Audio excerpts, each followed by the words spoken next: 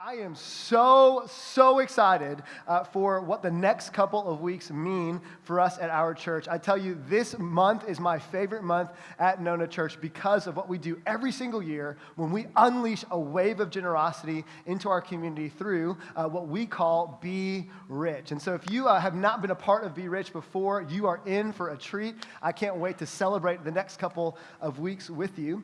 Be Rich comes from kind of this vision that Paul had. Paul was a planter of churches in the first century who started a series of churches, communities that were meeting in the city of Ephesus. And Paul left that city and put a young man by the name of Timothy in charge. And as Timothy is leading these churches, Paul wrote 2 letters to him that we actually have documented and recorded in history. These personal letters that coach Timothy on how to lead the church that he's a part of. And in that letter, Paul writes this to his son in the faith, Timothy, 2,000 years ago. He says this: "Command those who are rich in this present age not to be arrogant, nor to put their hope in wealth, which is so uncertain, but to put their hope in God, who richly provides us with everything for our enjoyment." And so I love this month because we really take this seriously.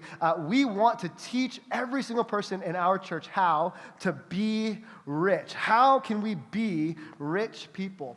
This is what Timothy says. He says, "Command those who are rich in this present world." Well, you might be thinking here, well, I don't know who you're talking to, Colin, but you're definitely not talking to me, right? Glad that you think that you need to teach people how to be rich. I'm just trying to learn how to get paid, all right? That's the situation that I'm in my life. Have you ever heard of the 1%? And raising your hands, you ever heard of the 1%? Yeah? The 1%, right? This is a group of people that, have been picketed and protested.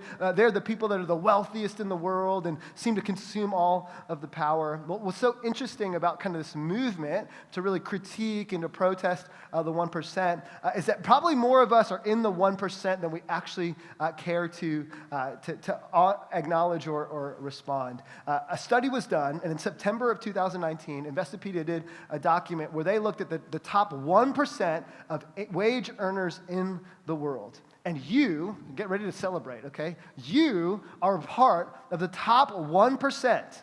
You are the 1% if you make $32,400 a year. Congratulations to so many of you. You are in the top 1%. Now, as I say this, right, some of you might be saying, okay, that might be true, right? But let's be honest. While we might be rich, we don't feel rich. Is that true? Right? We might be rich, but we definitely don't feel it. There's a recent study that was done asking people who made $30,000 a year, what is a person who's rich? What is a rich amount of money to have? And the people that made $30,000 a year, their number was $60,000 a year. $30,000 people believe $60,000, that's rich. They asked people who make $50,000 a year what they thought rich people made. And the answer for the majority of the people making $50,000 a year was $100,000 a year. In fact, Money Magazine did another study, I think it was in 2016, and they looked at people, the predominant readers of that magazine, their total wealth is somewhere around $2.5 million, kind of their total aggregate wealth. And they asked them, what is a person who's wealthy? How much money or assets do they have? And the people that had about, on average, $2.5 million worth of assets, they said what? $5 million, right? Because here's the deal, right? Rich is always somebody else. Isn't that the case? Rich is always somebody else. But I've got good news for you today, all right?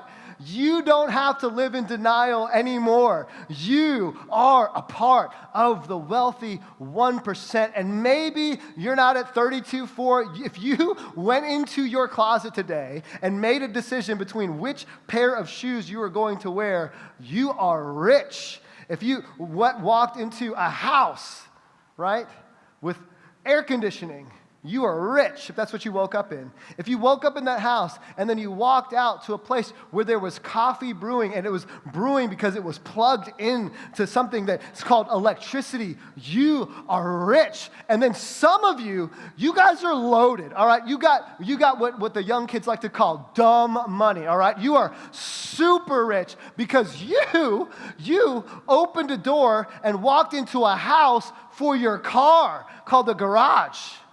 And some of you are so rich that you can't even fit your car in your garage because all the stuff you got in your garage. Man. Whew. Y'all are rich. In fact, would you turn to somebody and say, you rich? Turn to somebody else and say, you super rich. Yes. You are rich. But here's the thing. While we might be rich, we don't feel rich. And the reason why we don't feel rich is because we live in the land of Ur. Would you say Ur? We live in the land of Ur.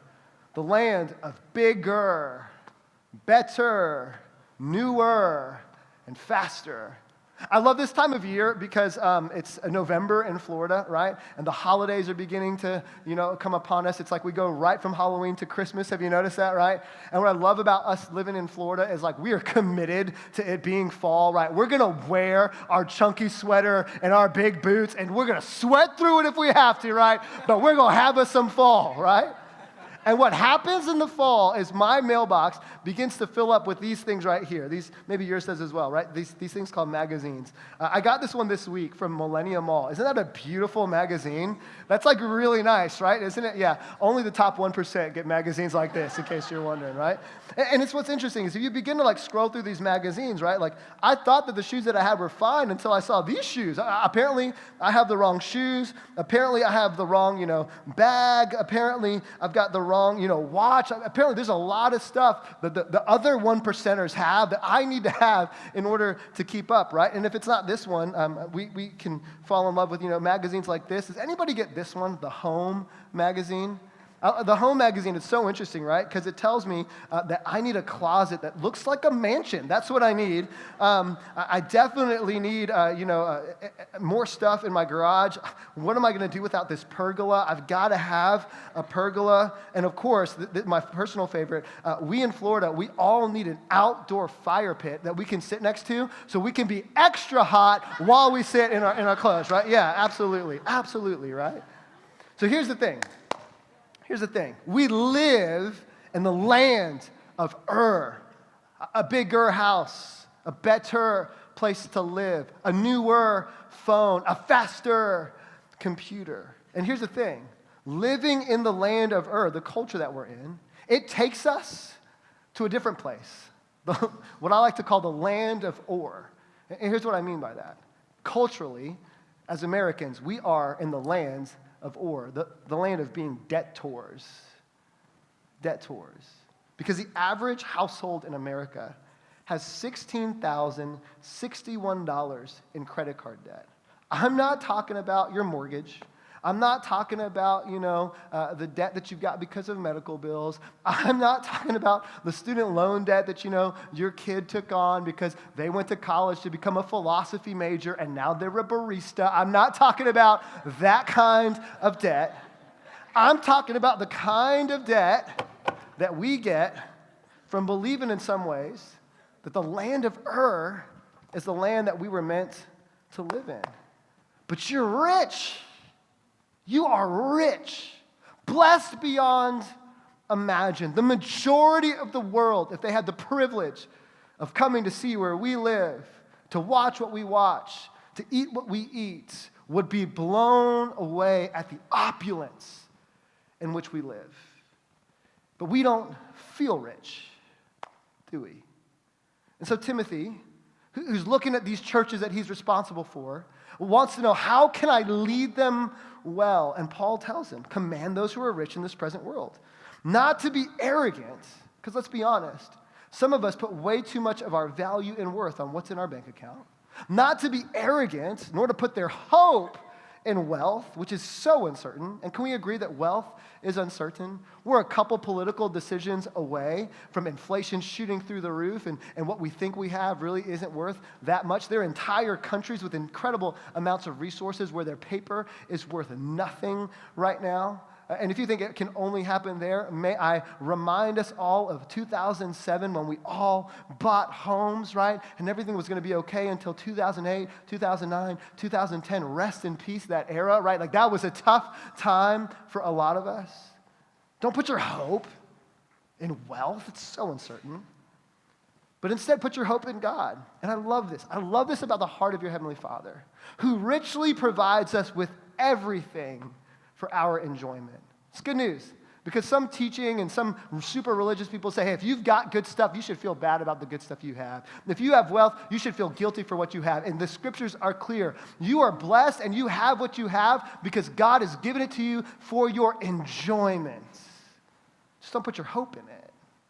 He says, command them to do good. And this is how we transfer our hope in our stuff to our hope in our Savior, this verse. Command them to do good, to be rich. This is why we spend a month talking about what it means to be rich in good deeds, and to be generous and willing to share. In this way, they will lay up treasure for themselves as a firm, I love this, foundation for the coming age, so that they may take hold of the life that is truly life. Like there's a way of living that's true and good and robust and flourishing. And it involves taking this text seriously.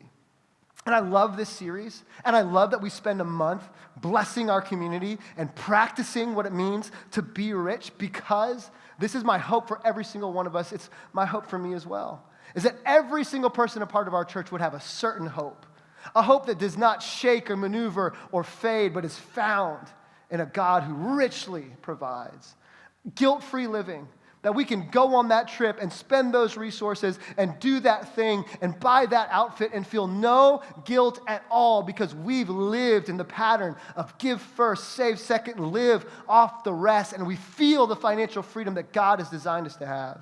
A life of eternal rewards, where we've always got a heavenly perspective, and we realize everything we invest on this side of eternity, God promises that if it's invested in His kingdom, He'll give us the rewards for the rest of our life. And isn't that awesome? Isn't it awesome to know that there's a guarantee that whenever I invest on this side of my life, which is far shorter than all of eternity, that God sees it, He knows it, and He'll honor it for the rest of our lives. And man, I want us to have the real thing. I don't want us to have a cheap imitation of life where we're worried about what people think about us, so we buy stuff that we can't afford to impress people that we don't really like so we can feel good. I want us to have freedom and knowing that our value and our significance and our worth is never connected to the zip code we live in, the resources we have in our bank, or whether or not we get the promotion. True life, real life, a life of freedom. And so today, what I love getting to do is to spend as much of my energy and persuasive powers as possible to leverage the scriptures to point to us and to show us that this way of living isn't just a good idea. This way of living is what you were designed for, and this way of living is what makes the church irresistible. You ever ask this question, how? Like, how in the world did the church, early Christians, survive the Roman Empire? Like, how did it get to a place where no matter where you go in the world at this point, a cross is a symbol and a sign of redemption? Here's how I'd pose it. How did a group of uneducated, poor, marginalized followers of a Jewish carpenter by the name of Jesus withstand the persecution of the Roman Empire and shape modern culture? And if you're not a follower of Jesus, or if you're skeptical of Christians, and definitely skeptical of Christians who talk about money, you could have not picked a better day to be in church. Because here's what I know about you, is that if you value separation of church and state, if you value women's rights, if you value the rights of vulnerable children, if you believe in equity or fairness, the reason why you believe that is because you have been shaped and formed by modern thought, which is grounded in one thing and one thing alone, the teachings of Jesus. In fact, Tom Holland, who's an incredible writer and actor in Spider-Man, wrote a book, this different Tom Holland's, wrote a book called Dominion, How the Christian Revolution Remade the World, and this is what he says. 2,000 years ago, from the birth of Christ, it does not require a belief that he rose from the dead to be stamped by the formidable, indeed, the inescapable influence of Christianity. So how in the world do these uneducated paupers who had no wealth and no resources, not only withstand the Roman Empire, who was focused on killing and stamping out this little movement called the Way in the 1st, 2nd, and 3rd century, how did they not only withstand it, but how is it that 300 years later, Rome would bend its knee to the rabbi and the Jewish carpenter? How in the world did that happen?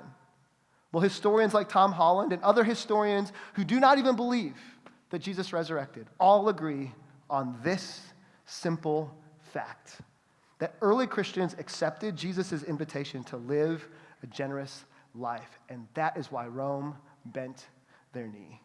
It's because early Christians, while they might have had access to the Old Testament, the old Jewish writings, the New Testament writings, the second half of our Bible that we have, they didn't have all of that all in one place. And so the earliest Christians would hold on to these small parchments of paper with small notes and letters that James would have written or John would have written. They would have held these things so dear and so precious.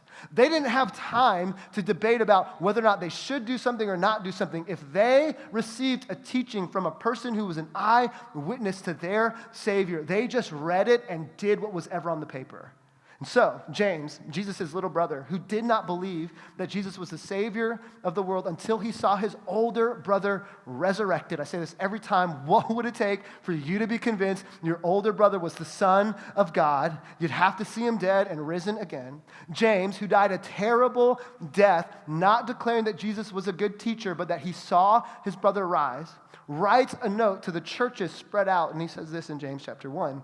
He says, religion that God our Father accepts as pure and faultless is this: to look after orphans and widows in their distress and to keep oneself from being polluted by the world.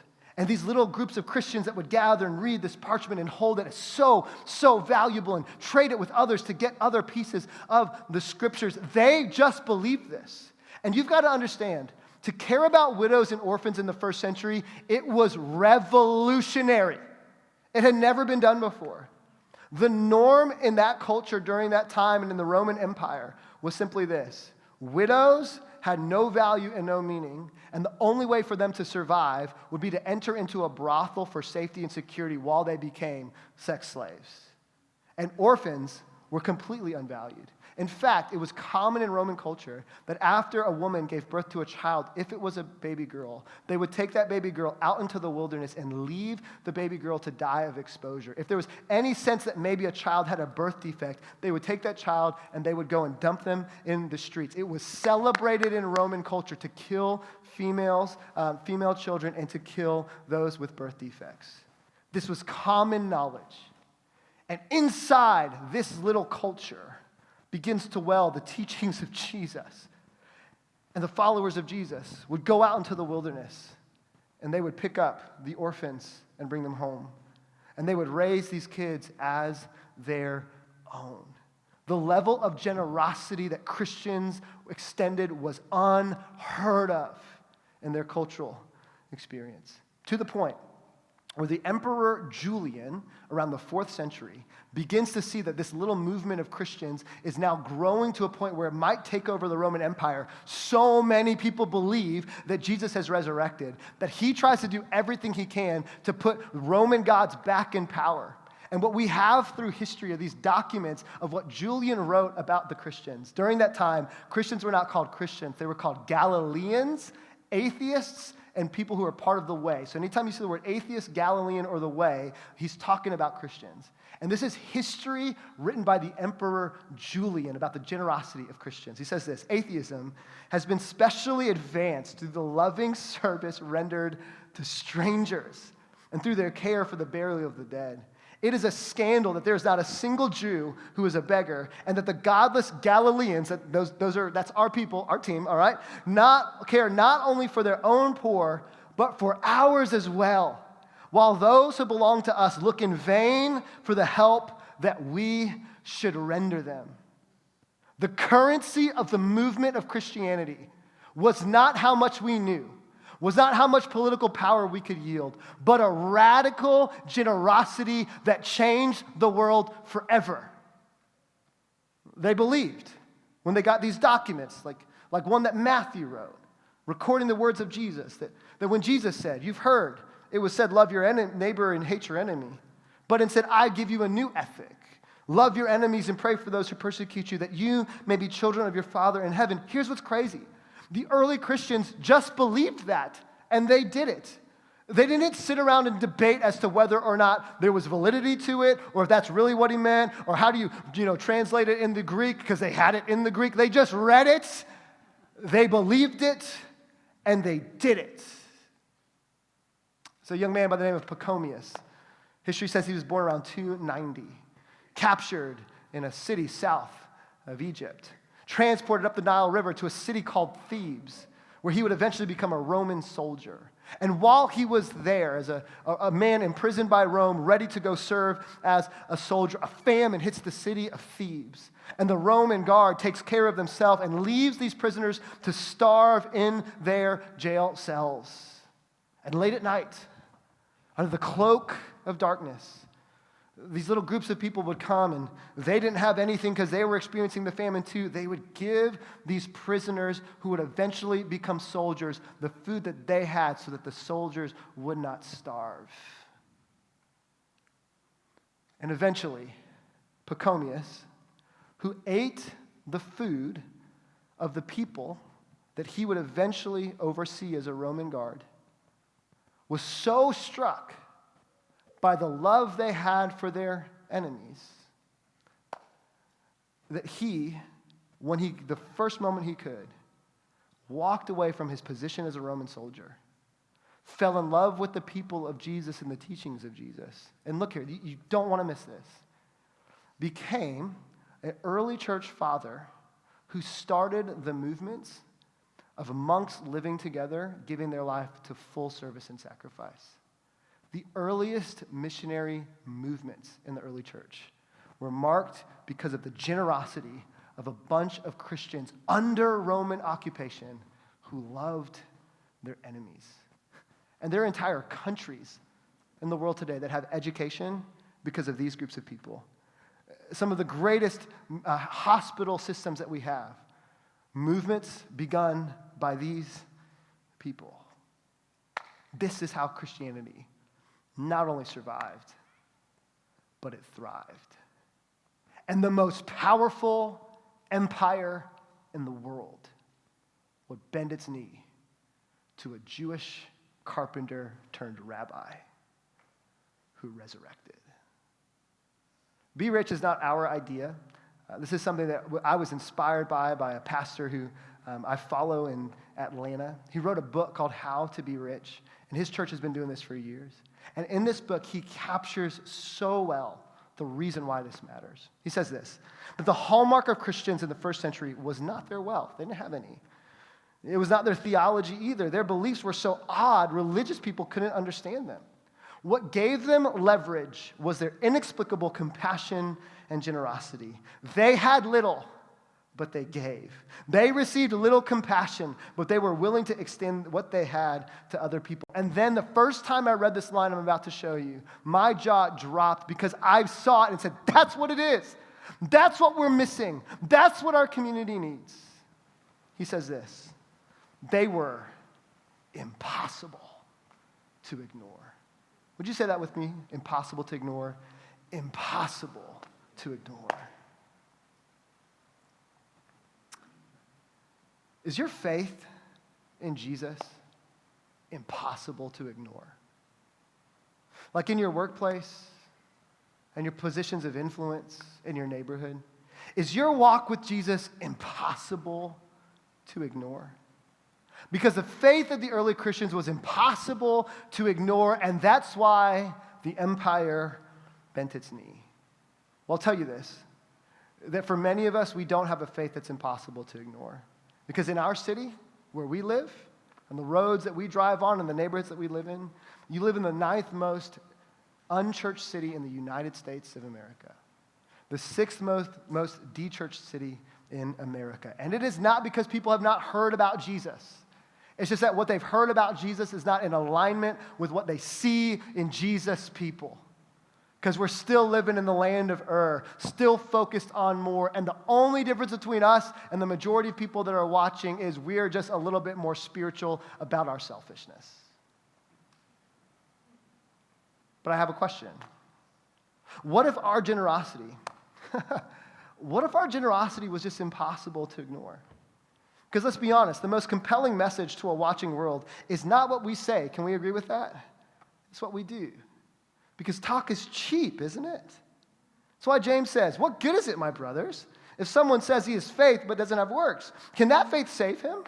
If a brother or sister is poorly clothed, right, this is need, and lacking in daily food, and one of you says, go in peace, be warmed and filled, meaning, I'll pray for you, right, like that thing right there, without giving them the things needed for the body. What good is that? So also faith by itself, if it doesn't have works, it's dead. And it's not just dead as in it doesn't exist. It's dead in the way that things stink when they're dead. You ever been around something dead for a little while? Does it smell good? No, right? Hear me.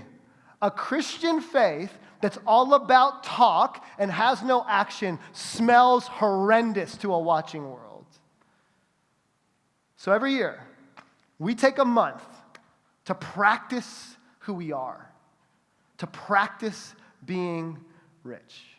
We come alongside organizations that we partner with during the course of the year, and we think about what would it look like for us to make such a loud statement to our community about how much the church loves what God is doing in the world, that we would sacrificially give so that people that do not have would be able to have. And we ask them two questions. We ask these organizations that we partner with, who do it so much better than us. Their food pantry would be way better than our food pantry. Their crisis pregnancy center would be far better than what we could pull off. So we don't start new stuff. We just find who's doing it great and say, how can we support you? And we ask them two questions. What would make a big difference for you? And what would help you make a big difference? And here's why this is so important.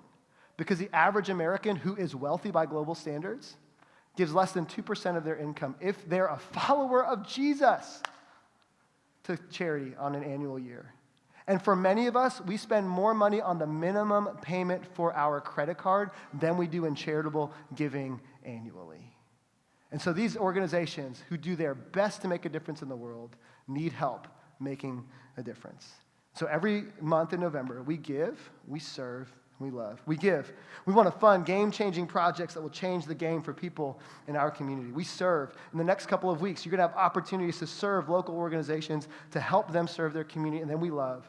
We want to demonstrate God's love in a way that would inspire skeptics about faith to believe, and cynics who have walked away from faith to have to reconsider because of how generous those Christians are. They may not believe what we believe, they may not think the way that we think, but my goodness, they're the most generous people we've ever been around. And today is one of my favorite days of the year because I unapologetically and unashamedly, whether or not you walk with Jesus or don't walk with Jesus, I ask you to give.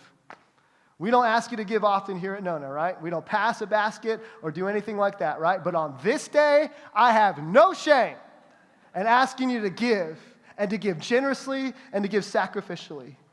The baseline number is $40. $40 for every single person that is in your family. Not $40 for a family, but $40 for every person that is in your family. And here's the reason why I don't feel bad asking. Because our goal is 100% participation. We want everyone in our church to participate. And here's why it's so cool about it. We give 100% of it away. There is no shipping fee. There is no handling fee. All of it goes directly back out into our community to support people in our community. And here's the deal. Some of you can give more than $40. You could add a zero to that if you wanted to and not even think a second about it. Some of you are sitting here doing the math, right? I've got a family of 6, 40 times 6. Like, that's a decent amount of money. And you're thinking, well, goodness, I don't know if I'm going to be able to do that. And here's what I would want to say to you. Don't you want to be able to? Don't you want to be able to be that kind of generous? You can. You can. If you choose to give first, save second, and live off the rest, and walk out of the land of And so we vet about $20,000 worth of projects as a team with local partners and communities. We make no promises at all to them, but we ask them, What would make the biggest difference for you? And then we've got another $20,000 because we believe that you're generous people and that you can make a big difference in our community. And we focus on 5 areas. Food insecurity, because we live in a city right now where too many kids are going to bed hungry and not knowing where the next meal is going to come from. Vulnerable women and children, education, veteran support, and mental health. And we've vetted projects that we're going to give to and serve that include renovating a teen center in one of the hardest hit areas in our community so that teenagers have a safe place to go that is not the streets that want to pull them into gang activity. Thanksgiving baskets for veterans so that they can be honored in a season where they may not have resources. Crisis pregnancy counseling over by UCF where women are the most vulnerable to both sexual assault and to dealing with unwanted pregnancy. We want them to have people that are there that can support them. We're going to give to that. Camp scholarships for kids who are unable to go to a Christian camp where they want to go so they can hear the gospel. And we trust that the people that lead that are going to identify the right kids who don't know Jesus so that they can experience a great environment to connect with them. A college tour trip for kids that are smart enough and have the grades to get into college but do not have the resources to go visit a university. They don't have it on their radar, and because of that, they don't know what the future might offer for them. And we have the opportunity, this kills me, we have the opportunity to help send these kids to go see what the future could be like for them. Food for the working poor, to help purchase transportation for a children's home and for people that need help getting from place to place, birthdays for low-income kids, and Christmas for families in need. My goodness, this is my favorite time of year because you're never more like Jesus than when you're being generous. And so today you've got an envelope, and unashamedly I'm going to ask you to give. And I'm going to ask you to give, recognizing that this is sacrificial. This is not your end-of-year giving to your local church.